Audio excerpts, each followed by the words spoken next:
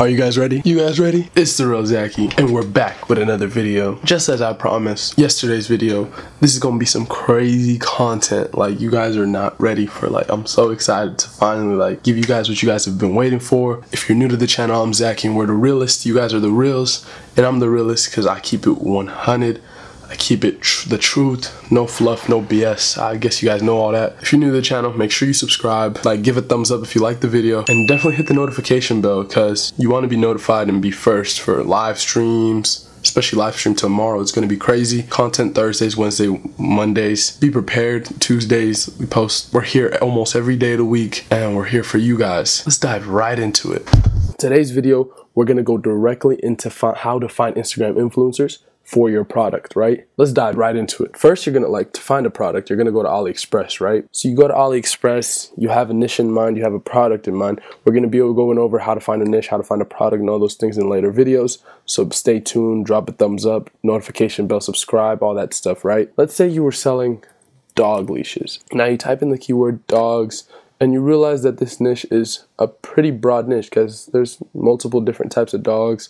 There's different kinds of things dogs use. It's limitless. There's no end to it, right? I'm gonna give you guys a little tip, especially when trying to choose a niche and product. Let's say your niche is dogs. You always want to try and find a sub niche of that niche. You chose dogs, and your sub niche of dogs was huskies, because now you've just niched down and you've made your market much smaller. So you just niched down and you found a smaller audience, especially when you're starting out and your budget's not as big. You definitely want to do this just because it's the most implementable and the smartest way to do it, right? So you guys see this necklace, husky necklace, has about 105 orders, 5 stars. Looks like a decent product. Looks like it could sell well, right? You want to make sure that you go through. You don't want to choose your product too quickly. You don't want to rush into anything. You want to find the best pricing possible. Little plush toy, all these things. Little husky colorful necklace.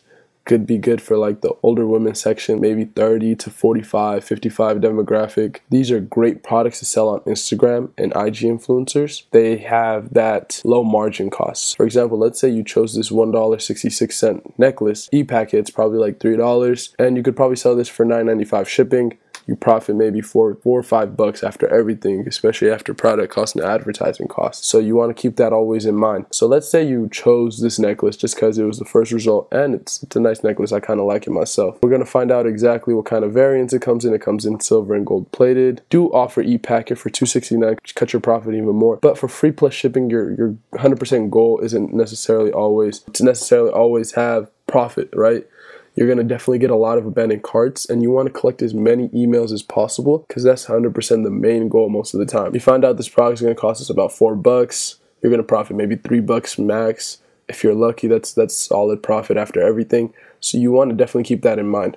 So when moving over to Instagram, let's say this is our product. We know exactly what our product looks like. We have a decent picture. You could easily screenshot and use an Instagram post after adding captions and everything. But now it's time for the magic. Where do we find the Instagram pages, right? Don't mind this.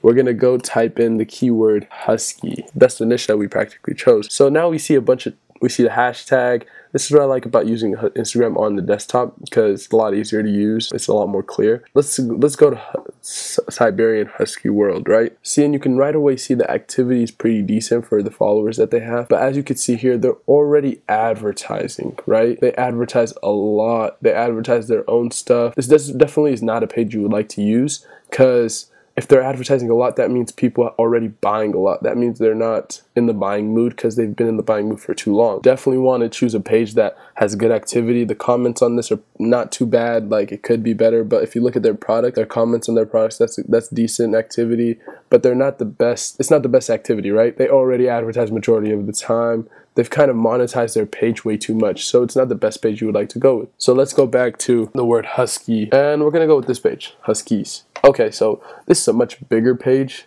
much more professional.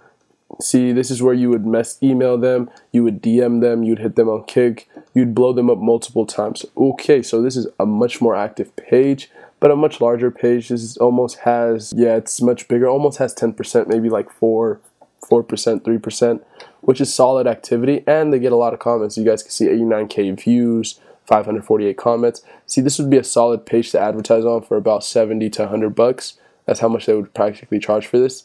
See, as you can see, this phone case got about 3,800 comments, 3,800 likes and 34 comments, which is amazing activity, right? This is how you determine if a page is good or not, because the activity is pretty solid all the way across the board. There's no jumps, there's no spikes, views match up with everything. So this is a solid page, right?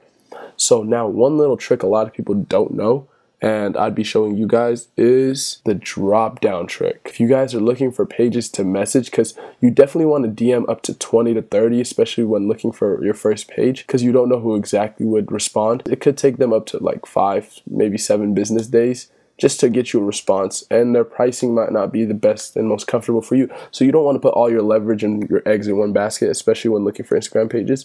So you definitely want to use the drop down tool. This is one thing I love about using it on the desktop, is the drop down tool is so accessible. You just drop down, scroll to the left or right, and you find as many related pages as possible. Instagram has an algorithm where it finds the pages that are most related to this page and the content's the most similar. So it does all the research and the process for you. So you just skip the hump of going through all those hashtags, going through all that stuff. Hashtags is great, don't get me wrong, but this is definitely much, much easier. So you just found this page, they're selling this necklace, they're selling all these things. You just hit the drop down again. Huskytopia, 71K, no activity at all, trash activity. Yep, this would not be a page you would advertise on, right?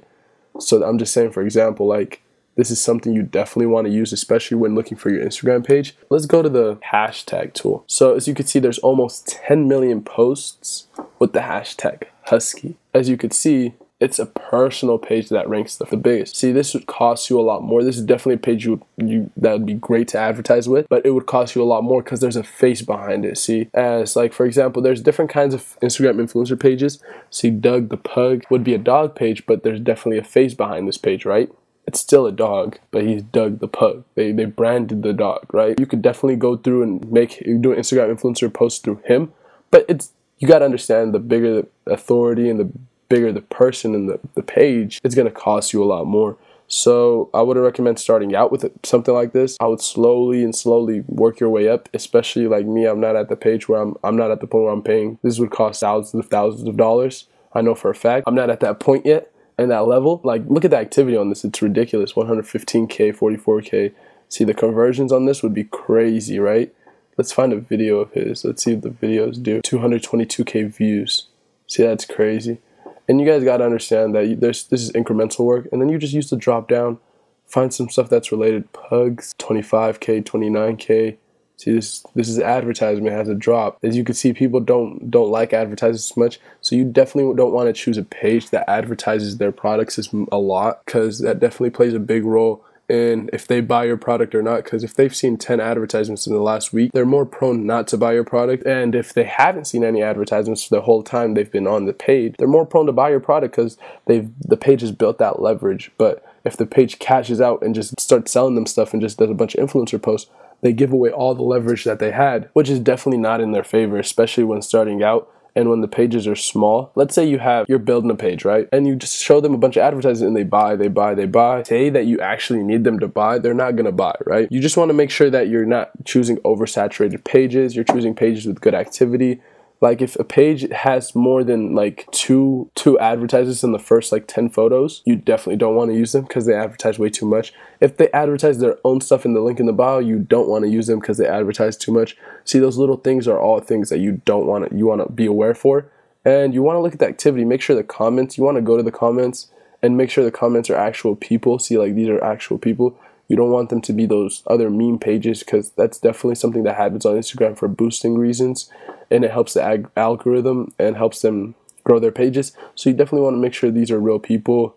And exactly, so you want to make sure these are real people. You want to make sure that these pages actually post and all that kind of stuff. That's pretty much how you find Instagram influencers and how you would find some in your niche and category using them on desktop. I'm kind of sick, guys. I hope you guys definitely understand. I caught a cold. I hope you guys loved that video. We're going to be jumping out of the screen in 3, 2,